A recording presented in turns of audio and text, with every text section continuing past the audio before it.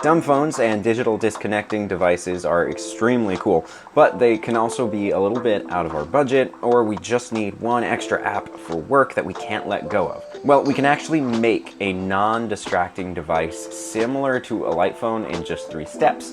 And then, the part that always gets me when I try, set it up to actually still be a useful phone in 1 extra step. Check it out. I'm going to show you how to set this up on this device, which does not have it set up, and then I'm going to pull out my daily normal phone and show you how I've got it set up for myself to be as productive as I can be.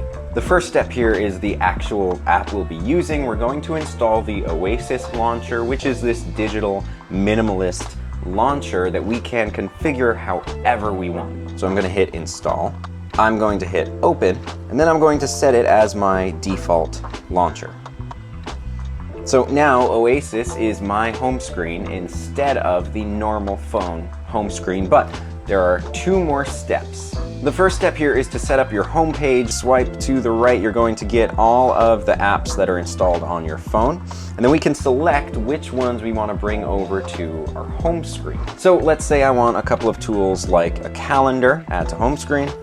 Maybe a calculator would still be helpful. The clock would be helpful so I can set my alarms. And if we scroll back over, you'll see that it's kind of starting to look like a light phone a little bit. There's more customization that we can do. Up in the top right in our settings, I'm going to start customizing here. I want immersive mode, which hides the top bar.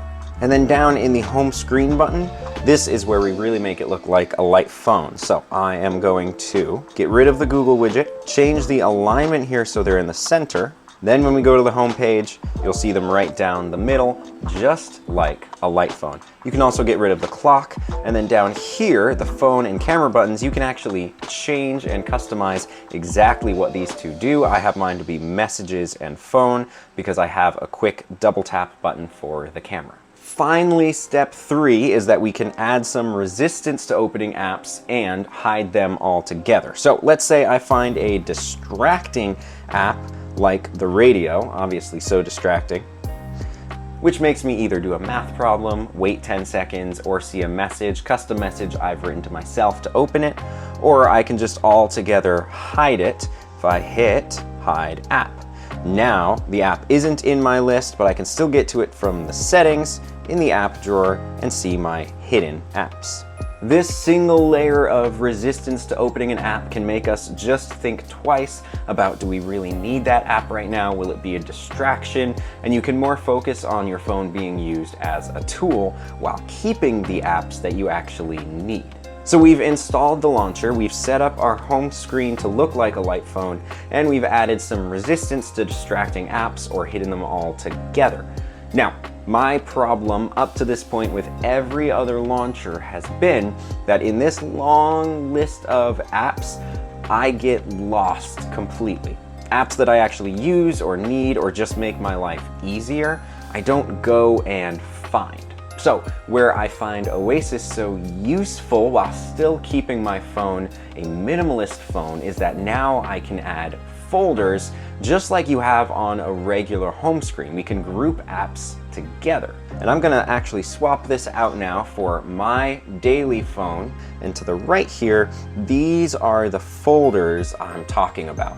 So I can still group apps for work and have them right there, or tools when I need my calendar or calculator. This is a lot more handy than scrolling down and finding them or even searching for them up here. I do still have my bar up here instead of setting it in immersive mode. I just find it nice to be able to see what notifications I have up at the top rather than wondering about it, which I feel like would actually be more distracting for me personally. The other thing you'll notice I've done here is that with the Pro mode, I'm able to set the background to solid black instead of having that kind of wavy thing. So I find Pro mode to be worth it because then I've got the widgets and I've got the folders, which is kind of the biggest thing to me, but the solid black is also really nice. The final really cool thing is that in gestures, we can decide what swiping up does. So we can do a Google search, or we can have it open an app. I've got it so that when I swipe up, it actually opens up my Bible app.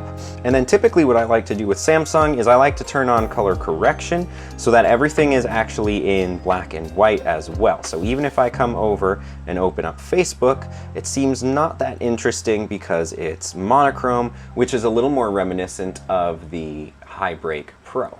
Now, the most important question is, does it work, or does it just look like a cool gimmicky idea? And for me, it works. Having the folders, having quick access to the tools I actually want my phone for, like maps and banking, is amazing. And I find myself using social media less and even reading more because I have it right on the home page or the swipe up function for the Bible. Now, Oasis is a one-man team. I emailed them about this video and this guy responded and said, he's it. And so it's this really cool thing. Again, monthly it's like $3 and change, but for a lifetime it's 20 bucks. Right now I'm monthly with it. I don't make a cent off of you getting it. I think I'm gonna get the lifetime because long term that just saves money, but it really transforms my phone into a tool rather than a distraction. And I don't have to buy a new device. If you want to buy a new device, they're amazing. But if you can't or you don't want to, this I think is the greatest option to make your smartphone work for you. Oasis launcher, really well done. Really well done. To that one guy who made it, really well done.